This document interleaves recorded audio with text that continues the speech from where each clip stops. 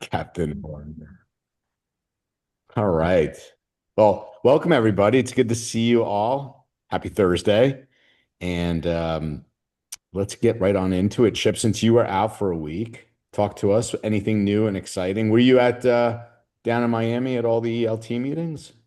I was not. I was actually last Thursday. I needed to take the day off and help move my mother-in-law into an assisted living facility. So Oh, it wow. was it had nothing to do with work. But that was a win actually. It went very smoothly. So that's a personal win. That's fantastic. There are some business wins. I just don't know if I can talk about them yet. I mean, look, you guys all know that my role has shifted substantially here into compliance and audit for our products and driving them through toward CMMC and FedRAMP. We've had some nice wins there. We're making really good progress. I'm just about to a point where I'm comfortable making a very public announcement, probably before Connect about exactly what that roadmap's going to look like and being able to nail down some timelines. It's a challenging thing to do when, you're at the behest of the audit community and aligning, to the stars to get seven or eight or nine or 10 products all through CMMC validation in 1 year. But we were making very nice progress. My team has been able to expand considerably, so I'm feeling a lot better about it. So that's the personal win. Um, on the SaaS side, I don't even know what those guys are doing anymore, which breaks my heart. Like I jump into the product and I sometimes don't even recognize it, but I see a lot of change moving quickly. So I'm looking forward to what Amanda and Adam and I don't think Leron's going to be here today, but what anybody's got to show us, that's for sure. That's fantastic. Um, Chip, where do we stand with the SASE report? Um, I don't know. Well, I do know, and I don't know. I know that it is under construction. Okay. That's again kind of out of my hands at this point. So all of that data goes to the mothership to get turned into the report with the graphics and all the good stuff that goes along with it. I know that Jim has a webinar coming up sometime, I think 5 days, maybe March 10th, if that sounds right, Okay. where he's going to be announcing some things about it. I don't know if the whole report is coming out. So again, I'm not driving it, Andrew, so I don't have firsthand knowledge of where it is, Got it. but it Okay. is definitely underway. Like we actually have it set up so that the data just flows. Like we could, you know, hit a couple of keys in our data lake and pull all the data out for any time period we want at any given time. Like we basically just store it all in the format that we want. There's, pre-built queries for specifically for the SASE report. So it's not hard to get the data. It's putting together the spit, shine, and polish. Right, all right, cool.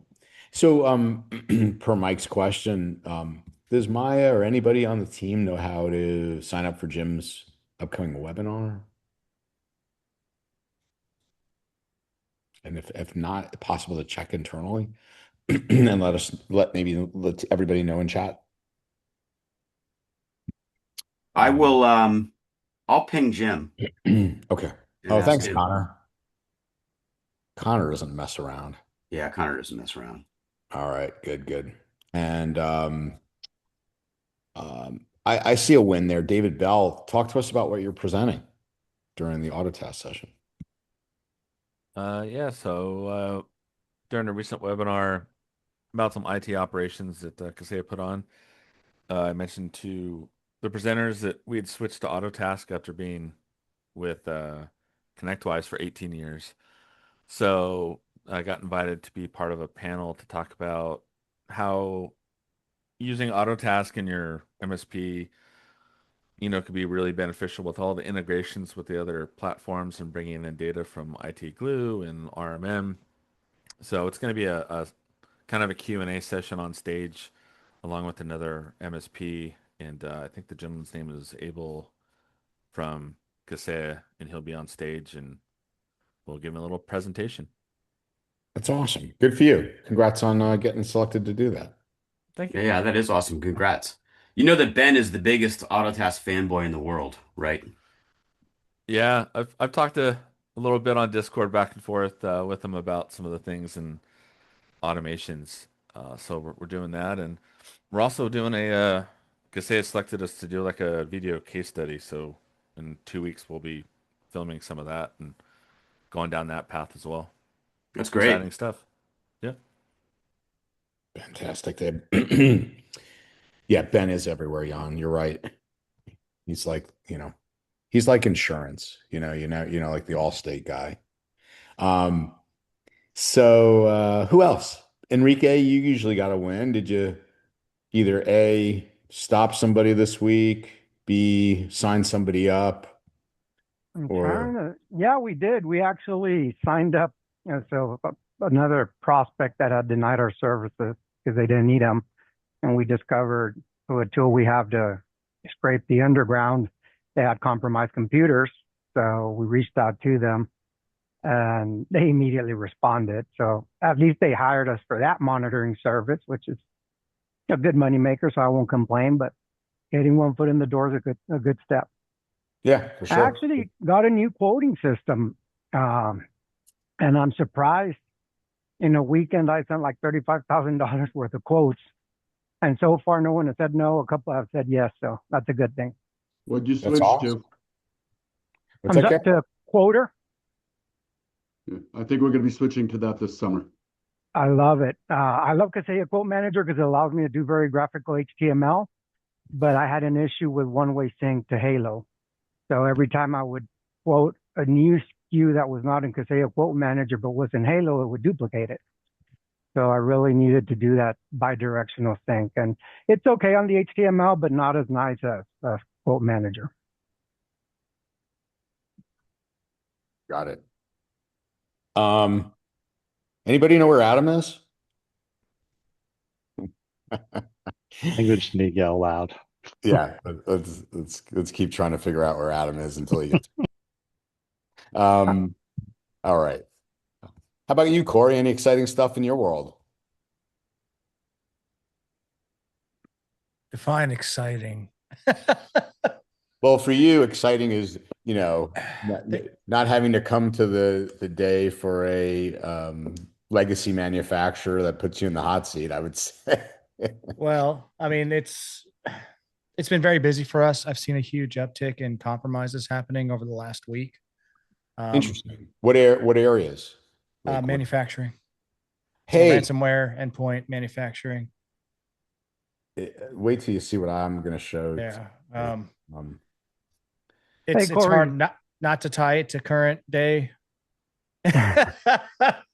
Someone, I guess, bought a. That's what I was just data- laughing at. Corey, someone bought a database of, I guess, SonicWall customers. And Coming to Sure. your next ransomware infection is that image.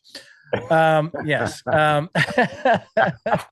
have a great team of people that like to share gifts that they make of me. Yes. So, Corey, I just got to show you this real quick, and then I want you Yeah. to continue. So this is one of the, I always love this time of year because some of the major threat reports come out. CrowdStrike's just came out. As we know, Palos came out, and then Darktrace has a phenomenal one. Take a look at this. I'm not surprised about what you just said because in the Darktrace, not only is manufacturing leading, it's leading by a landslide. As you can see here. I have my, suspicions on, the way these organizations, don't or segment their networks and invest in IT and OT security. But what are you seeing as, initial access, and what are you seeing as the main reason you're seeing such an uptick? I mean, so far from what I've been pulling together, it's just been, I feel like I've been putting out fires more than I've been investigating and deep the fires at the moment. It's a typical story, right? It's SSO VPN, common scenario, and not just any particular firewall brand. So both of the two ransomware events that I had to deal with, most recent ones were, one was Fortinet, one was a SonicWall. We're seeing use of remote access tools. So Screen Connect is still, we're seeing that heavily used in recent compromises. One didn't get to the state of ransomware. We were able to stop it. We saw the rogue Screen Connect session happening. We've seen a huge uptick in that as well. If I think back across the last 30 days, there's been quite a few times. Luckily, we're sensitive to Screen Connect sessions. So my SOC typically dives very heavily and quickly into those, and we kill those connections, even if I'm pissing off some admin. And so we've stopped a lot of, of the actual detonation aspects of it. Are you seeing what I'm showing? Yeah. On screen, like literally out of your mouth. The first one, AnyDesk, was, so we had 3 I had to respond to in the last 24 hours. AnyDesk was involved in the third one. 2 were VPN. AnyDesk was the and by the way, in catching your back, so to speak, and all the grief you've and SonicWall have gotten, again, because they mentioned SonicWall here, but if you notice what they say out of the gate, it's, and they do, there's another area of misconfiguration on this, but Corey, it's just, elevated privileges like you've talked about, and, credentials that are, sitting out there, that are the number one way in which people are getting into SonicWall, Fortinet, and other devices. Not that vulnerabilities and not patching is still not a gateway, but yeah, we're making it far too easy. Yeah, and it's going to get worse. So I'm actually doing a webinar next week on secure by default, right? This is a term that's now coming out more and more. I'm hearing a lot of my partners coming to me about it. I have more of our people that we're providing SOC monitoring for that now just say, just lock out the account. Don't even question it. Just lock out the account. If something gets quarantined, I'm seeing people set auto mitigation steps inside of applications like Sentinel-1. They say, if something gets quarantined, just isolate the device. So I'm seeing more MSPs that are starting to shift to that secure by default mentality.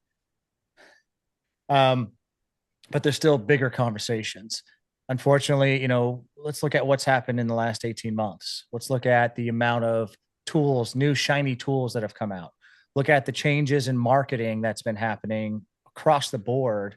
How many organizations are turning into the one-stop shops? Come to me for everything.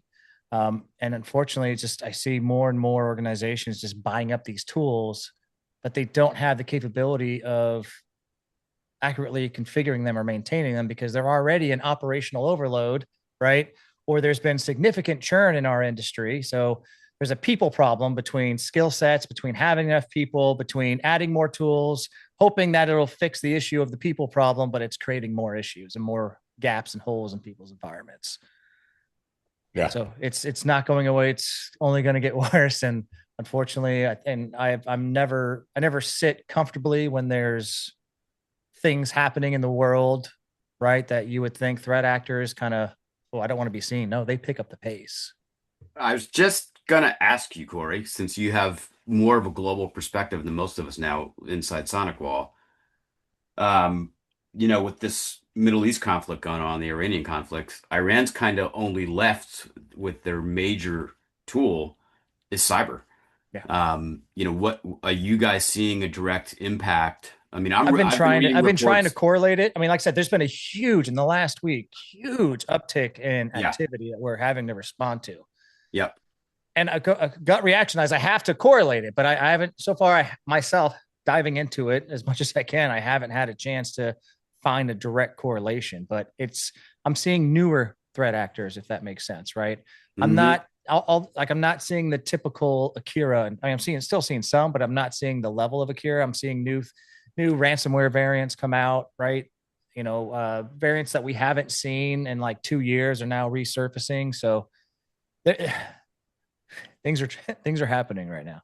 Yeah. You know what, Chip, one thing that's interesting, and it's related to cyber and maybe it's not, but did you see the drone bombings on the AWS data centers in UAE? We've been dealing with that. Yeah. Yes. Yeah. So I've been very close to that. Okay. So what I find interesting about this is and this is without naming ISVs that I know well. So one of the ISVs I know has an instance in UAE because several of their clients have data sovereignty for that region. Hmm. And I find it was an interesting case study, air quoting, where now all of a sudden they had to say to the client, we certainly have a backup of, we have redundancy of your stuff, right? Yes, it got nuked, so to speak, in UAE.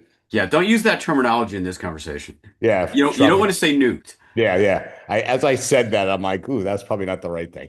Yeah. Got blown up, right? So interesting though, from a business redundancy perspective now, I think everybody knows what the client would do, but they had to say to the client, look, we can spin you up in the UK, but you're out of region.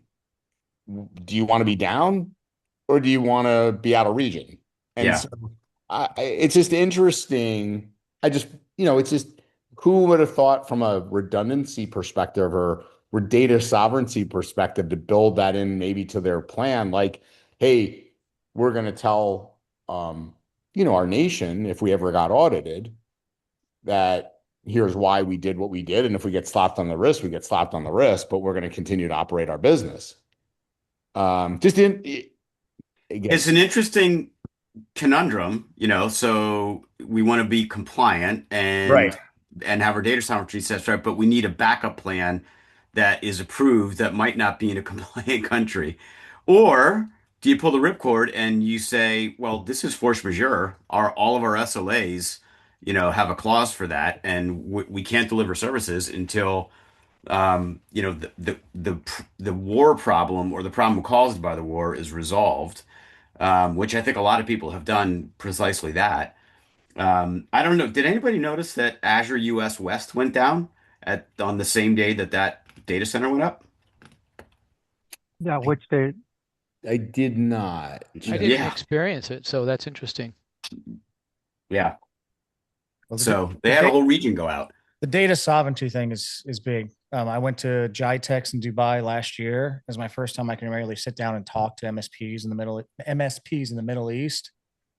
Everybody was heart struck on data sovereignty, right? I mean, I was in the UAE. Everybody from there had to have Yep. residency in there. Yep. Talking to them, MSPs from Oman, Saudi, didn't matter that they're neighboring countries and they're best friends, right? They had to have data sovereignty there according to what they felt were their government regulations. And so it brings up a really interesting point right now, Corey, and like to Chip's point, like, do you say, hey, we'll operate, but out of nation, out of region, or to Chip's point, do you pull the force majeure, and it's really interesting situation where we are right now in the yeah, quote unquote interesting. It's not interesting in a lot of Well, regards. I mean, I'm sorry to be a geek, but it is interesting. These are topics you don't think about very often. Like, how many No. times do you have a conflict like this that, that even brings these kind of conversations to the look, this is our 4,999th episode of Captain Morgan's SASE call. And we've never talked about, backup data sovereignty for war. So I actually think it's a pretty interesting topic. Yeah, when I say I'm air quoting, like I wish it Yeah. was under better circumstances of interesting, Chip, for sure. Yeah. Where But loss of life. it should be treated like if we know natural disasters are coming, like when we had, I can't remember what year it was, we had the horrible hurricanes, like multiple of them in a two of year. them. Last right? 2 years ago, I was Yes. in, Right. And so, people really weren't considering their backup plans. What happens when my data center goes down? When my customers, when we can't access AWS, when we can't access Microsoft? Yes. Over the last year before this started up, we had random outages and holy crud, when Verizon went down and then at the same time, like a bunch of other things went down. It's like, wow, okay, what are we doing here? I think now, as you said, you said it and I agree with it, that the major thing that Iran has right now is their cyber capability. We should, even over here, while we should definitely consider looking at our backup plans, Especially over here. Yeah, I mean, considering we're the primary protagonist, and yeah. if they're going to come after anybody hard, I'd think it'd be us. Well, Israel obviously as well, but consider when things go down. what is the plan? How are your clients going to work? How are you going to work? How are you going to function? Start looking at what your current, requirements of tooling is, and consider compensating controls. We had the back-to-back year, like Chip, we and Corey, we had, because at Right of Boom, we had drawing a blank on his name, the gentleman from North Carolina, where remember Asheville, Yeah. Oh yeah. Yep. we had him in, and I can picture him as day long. But then a few months later, we had, remember the fires in LA, Mhm. and so it, we always think cyber, but continuity, has become also a big piece of the equation. It's a I feel like that's a dollar discussion, a cost discussion in the US. I mean, we have such a big continent and so many regions deployed for for all of these hyperscalers, whether it's Azure or GCP or IBM or AWS or Oracle. You have multi-region redundancy if you want it. You have multi-zone redundancy within a region and you have it. It just costs more. So should every MSP be carrying a tier for their customers or recommended their customers carry a tier for their services that is differentially priced and comes with those options? That's it's basic, it's classic risk analysis, right? It's risk versus reward. Yeah. Well, Enrique, I know you're part of ASCII. Who's the new, is it Rhythm? Who's the guy that now speaks a lot there? The Is it called 5G? Rhythm? Yes. Yeah, Rhythm. Yeah. I've So never I mean, really, well, sorry. are you recommend?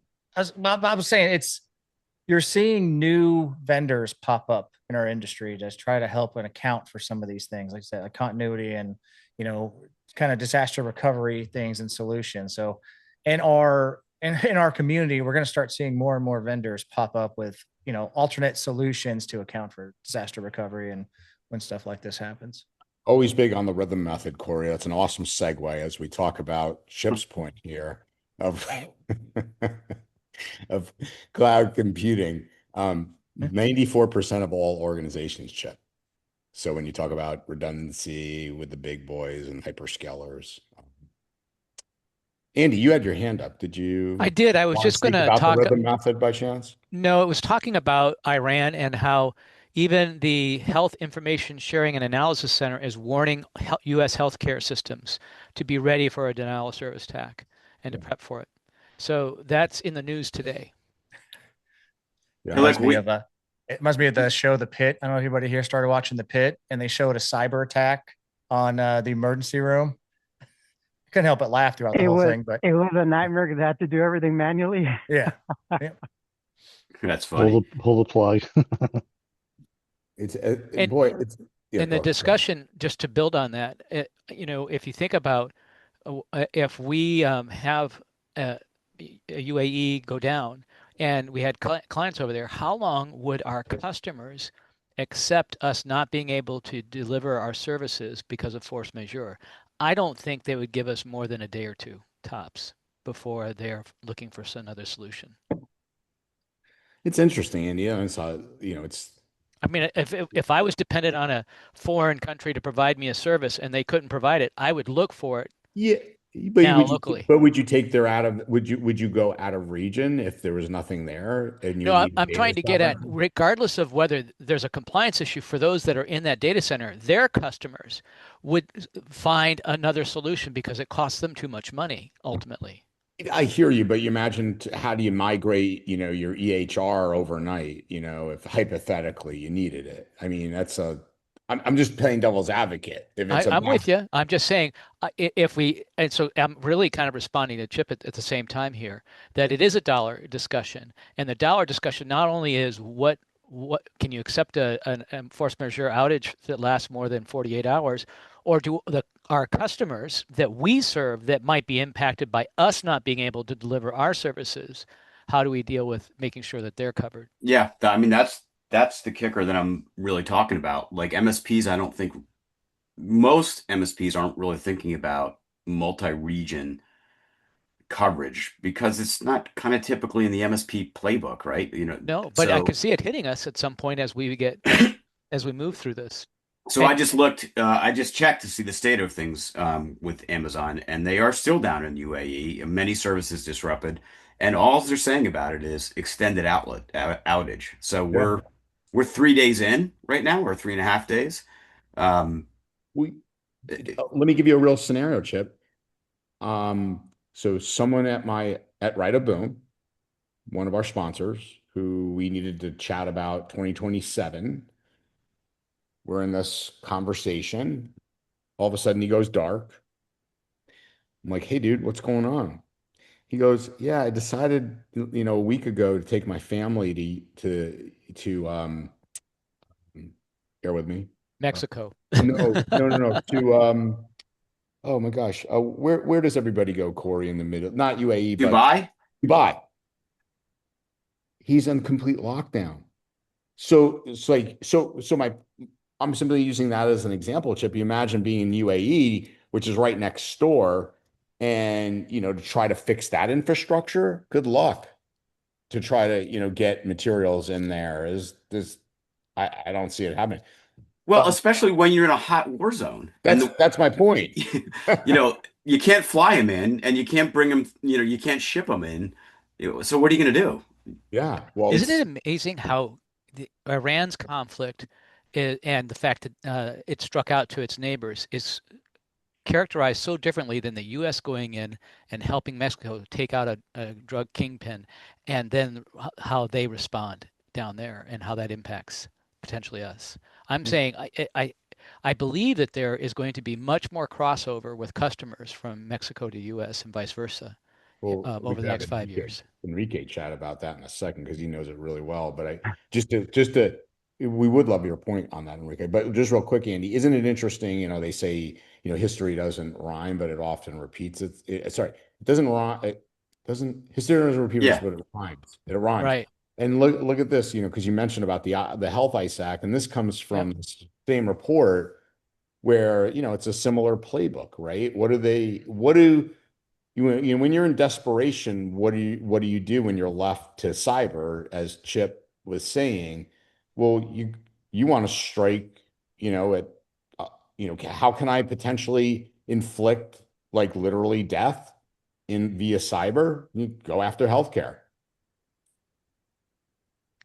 Or the credit card business and shut it down. No, I'm saying I'm with you. Yep. Direct death. Yeah, no, I'm with you. You disrupt enough of a hospital system. Well, healthcare, energy infrastructure, yep, civil infrastructure, water, power, electric. Water. Yeah. So it's just interesting. All right, we got way off topic.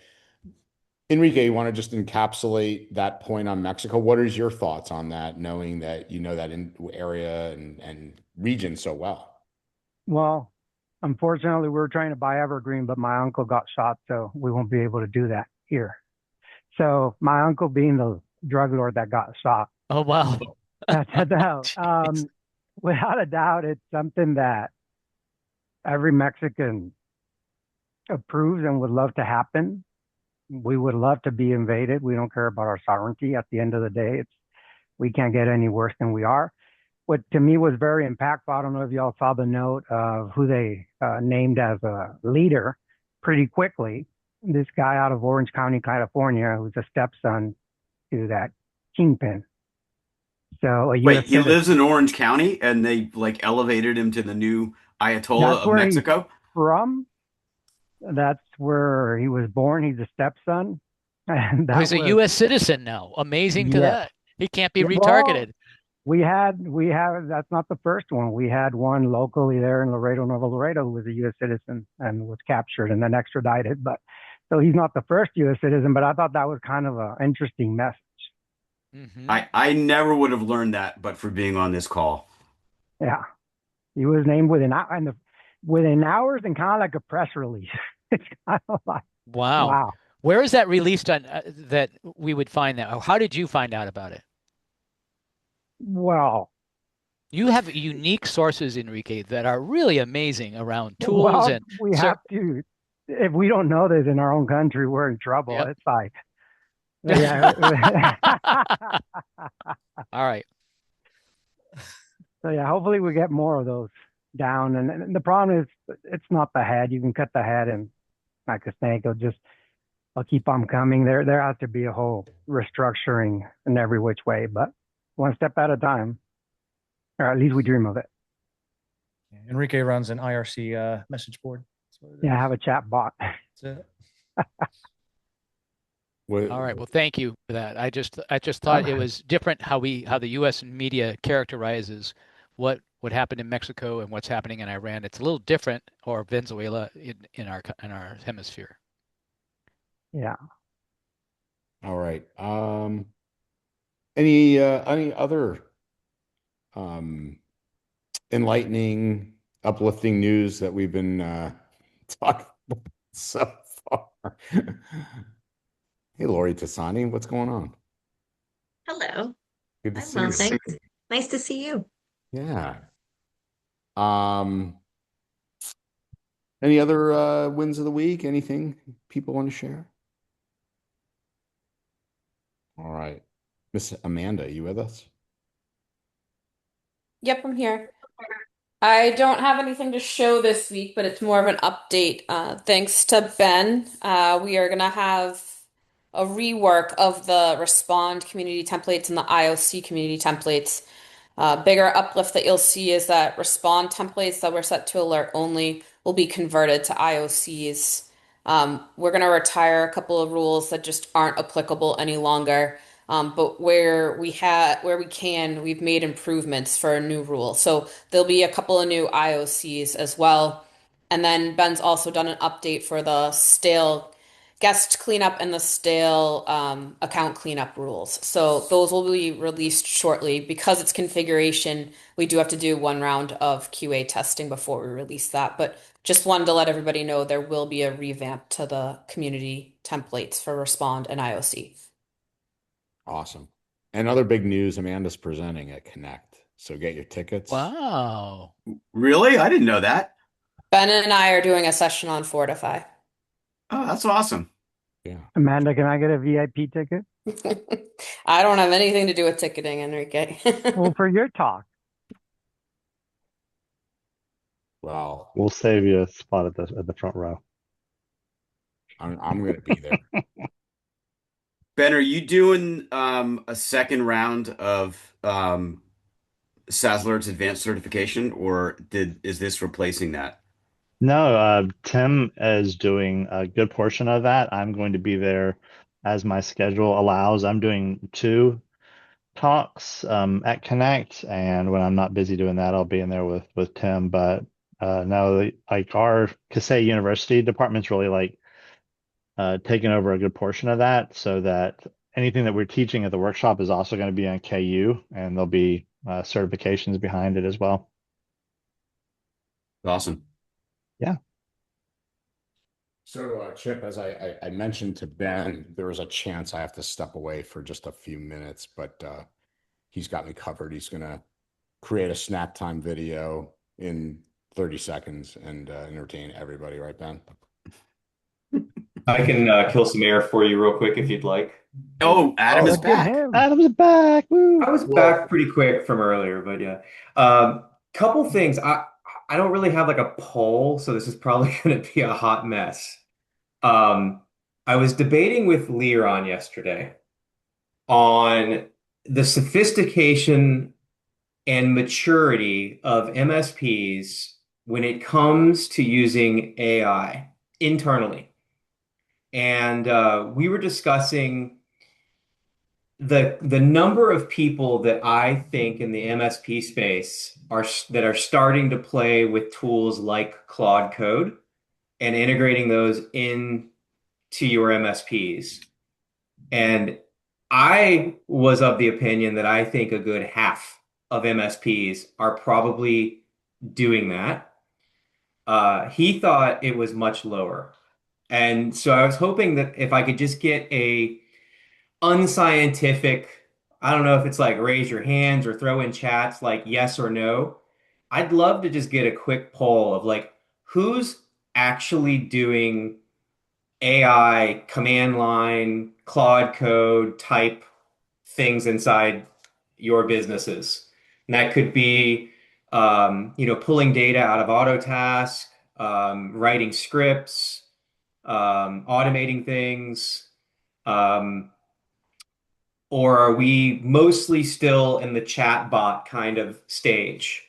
And again, didn't really prepare for this. This was a last minute thing. I'm Yeah. seeing three ups, mostly chatbot. And how many people do we have on here today? Close to 40, I think. 40. Okay. So 41. we've got 10% so far starting sort of scripts and DRM. Okay. Adam. So we did, Yes. we spoke, we had a group at Write a Boom. These were on the margin larger MSPs, and the majority, like almost all, were using AI in some way in their ticketing for triage, auto assignment, and in the more sophisticated ones in their SOC for event correlation and routing. So that's where I'm seeing, up market. These are companies that are, most of them, north of 250 employees. Okay. Yeah, the conversation started because as I've got the chatbot kind of in where it needs to be for our beta launch, we started thinking about what's next. And he's like, we should automate, Microsoft things. And I'm like, yeah, we probably should, but I feel like people are probably already doing that. Like, why do we need to do it as an intermediary?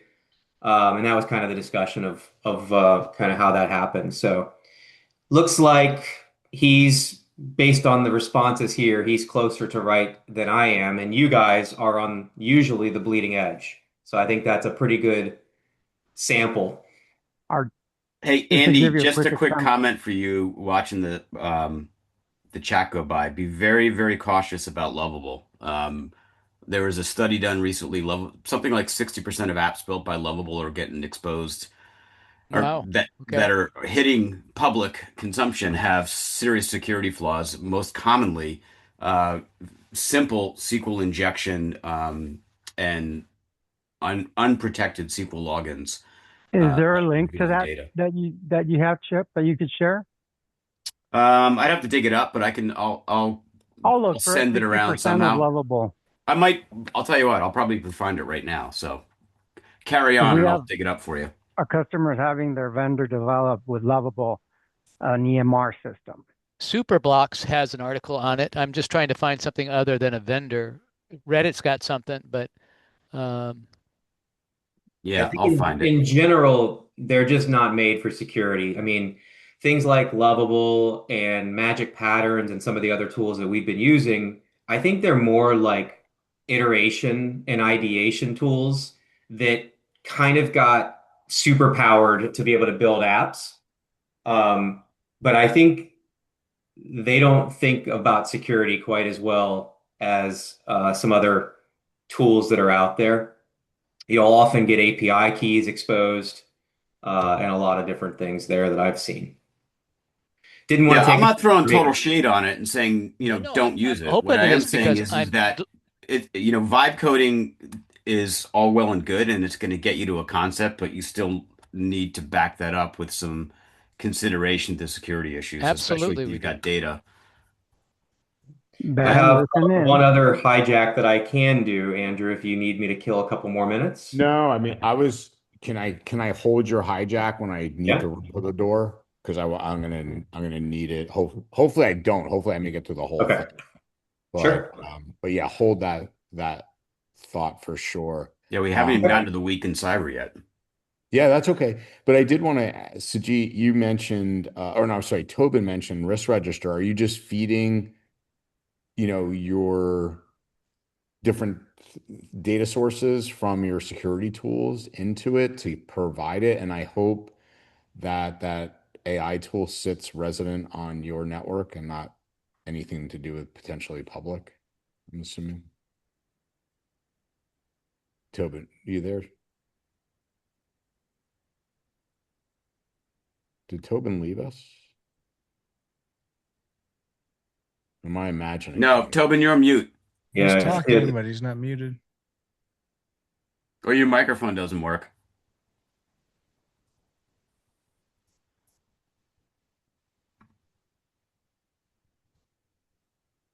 Huh. We still Okay. can't hear you, Tobin. Sign language. Nothing.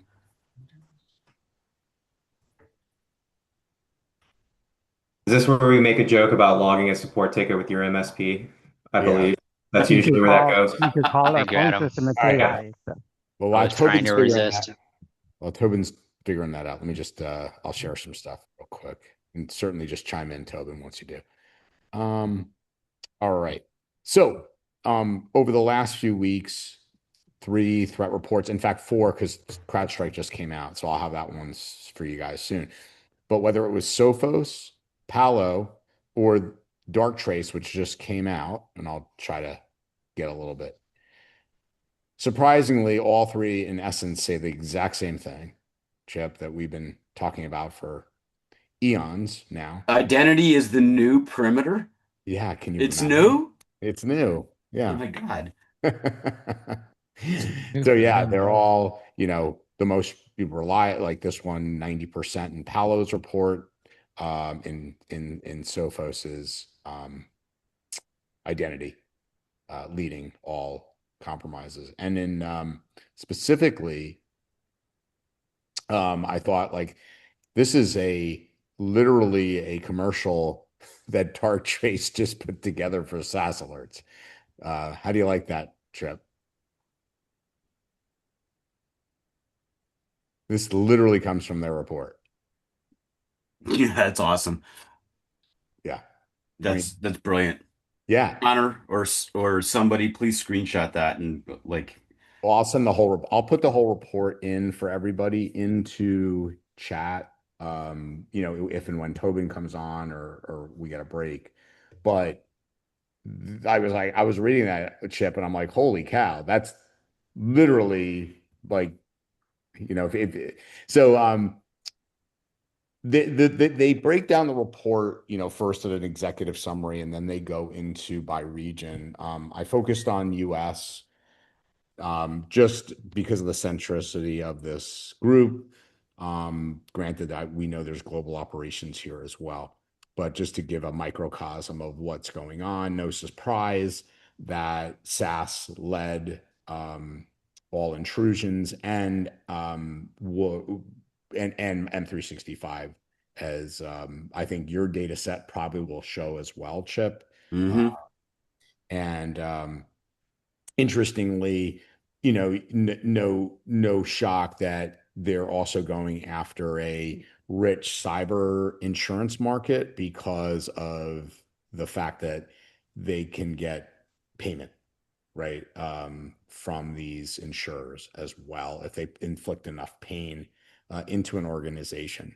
So the other things that we've talked a lot about, which is the access broker ecosystem, how they're obviously helping with the credentials that Corey brought up earlier on, with things like VPNs and just literally it's the way in which it's the easiest path to get into an organization.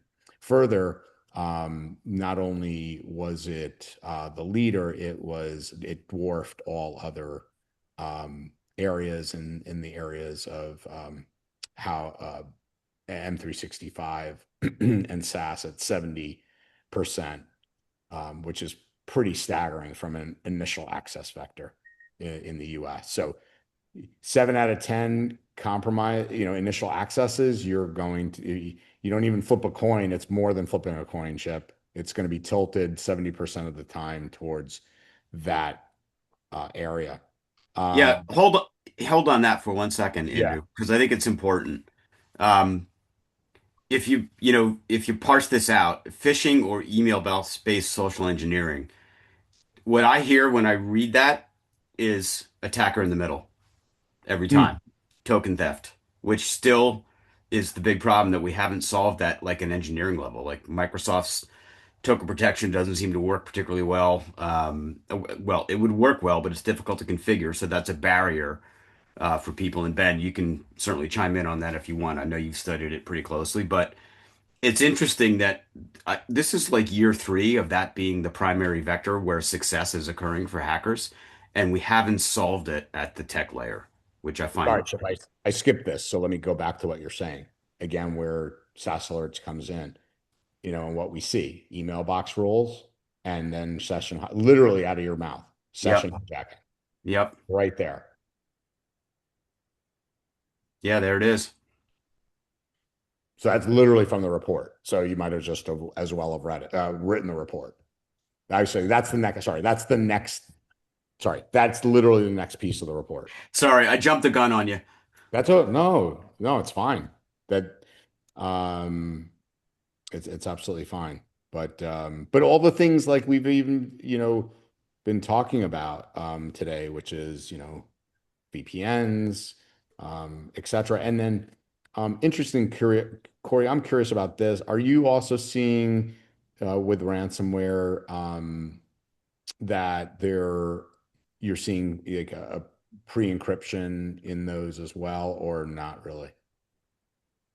I mean, 100%. So they're 100% doing the data exfiltration part. That's becoming the norm, where they're stealing the data and encrypting you because there's a high expectation you're not going to pay them to decrypt your files. So especially with hitting manufacturing companies, now they have your proprietary information. So they're going to try to say, hey, if you don't pay me this money, cool, you recovered, you didn't pay me to decrypt things, but I still have your data and I'm going to release it. I'm going to put it on the dark web, everything out there, unless you pay me something. Right. Okay. As we talked about, funny you say manufacturing. There we go, Corey. Representing the largest share, 90%.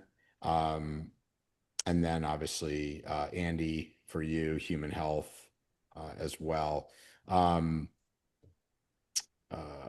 was that?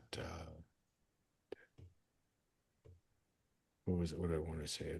Yeah, of course, both attracted financially. As far as, the email, can you guys, let me mute 1 second, please. Bob, apologies. All right, Adam, you're on. I think it would be interesting to ask the question, is manufacturing more susceptible because it's less secure, and that's why CMMC is kicking in and all these levels? I don't know that that profile there. Well, I think it ties more into the fact that they just started plugging everything into the internet because convenience was easier than what they had. So the problem is when you plug in stuff to the internet that isn't patched like maybe once every 20 years, you're going to open yourself up to a whole lot of vulnerabilities. In the state of Indiana, at least, we've had a couple utilities actually switch back, hire more people because their insurance rates and everything were so insane, and they were dealing with constant cyber attacks and having to pay for more and more IT support constantly. When they just unplug stuff, their costs went down drastically because it's easier for them to send a guy out, work on something, come back to the shop than it is to have them work on it from home and let everybody else and their grandmother hammer that thing constantly from wherever they are in the world. So I think it depends where you are, but it's interesting to see people go backwards in that regard too. So Sajid, are you predicting a reversal in the trend of RMM businesses being run remote or MSP businesses being run remotely with RMMs and all remote tools? No, I think it's going to change in regards to certain devices. Like a lot of the SCADA stuff, it's when you look at how that stuff is built from the manufacturing point all the way to the point of release, right? Think of the Kia Hyundai hack that happened a couple of years ago. That was a decision where they opted to not add like a 5-cent security key onto those fobs that would have prevented the ability to repeat that signal, which allowed you to remote start the cars, open them, and immediately hop in and go. Right. To save 5 cents, they shot themselves in the foot, and insurances wouldn't even validate those cars anymore. So in manufacturing, I'm seeing a similar shift where they're starting to look at this stuff and they're like, look, we're not going to have updates happening a lot. Like our stuff is pretty flat. it stays the way it is. We don't update constantly. We can't constantly break a manufacturing process. We run 24/7. What is the value of us being on the internet for these certain devices? You know, John Doe from finance working from home, no issue. They don't touch anything. They're dealing with finance, that makes sense. But, Joe Bob working on these critical machines that control like what chemicals go into the city's water supply, let's just have him come into the office because it's not worth putting that stuff on the internet. So, Jeet, I would suggest to you the vendors that support those machines or devices are the reason why they would want to connect them to the internet. Yep. I mean, convenience is the thing, right? It's convenience versus security. So that's the point I was driving, Andy. I mean, look, old school SCADA systems were designed to be air gapped. And, when you start for a reason, and when you break that line of thinking on critical infrastructure, then you certainly open yourself up to a problem. And I think the same thing applies to manufacturing. Mhm.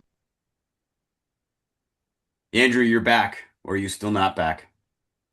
No, I'm back. Thank you. By the way, did Adam pitch his other question? No, I Adam got cut wanted to off. show. We took over.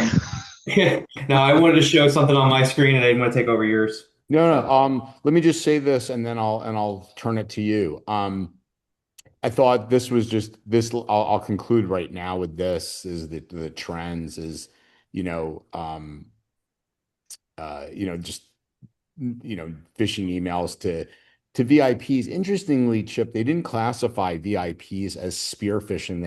They categorized it separately. So I found that interesting because I would have, thought, almost one and the same. I'm going to have to read deeper in the report of why they would have said, if I'm going after Chip Buck, maybe he's a VIP, but this wasn't a spearfish. So I'm going to have to, dig a little bit, but it's still like the point simply is there's my suspicion with AI is they're using OSINT and things, obviously to target who's important in an organization. It's not just, they're obviously targeting finance and executives and HR and people that have access to data that's important. So that's the big trend, I would say there.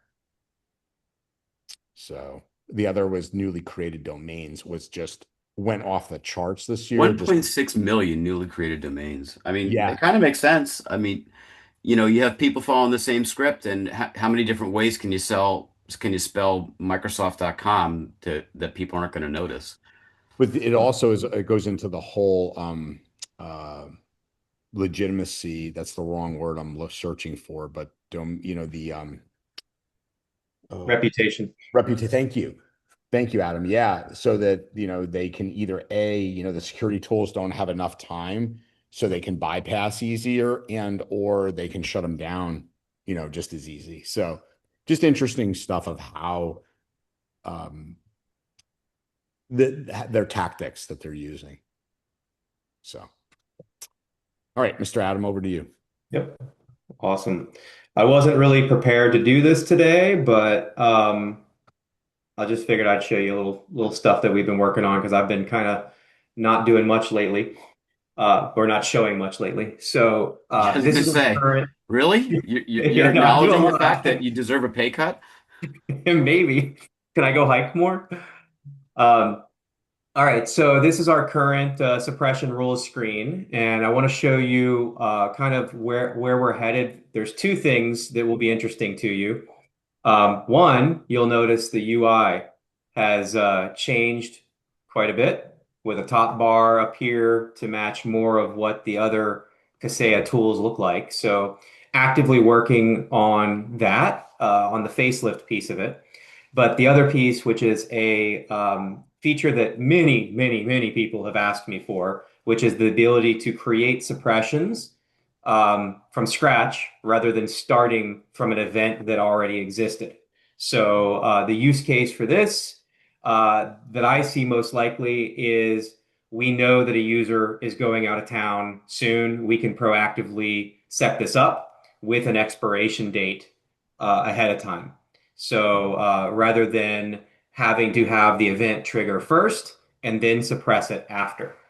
And so the UI piece of this is done. It's on QA. It's being tested.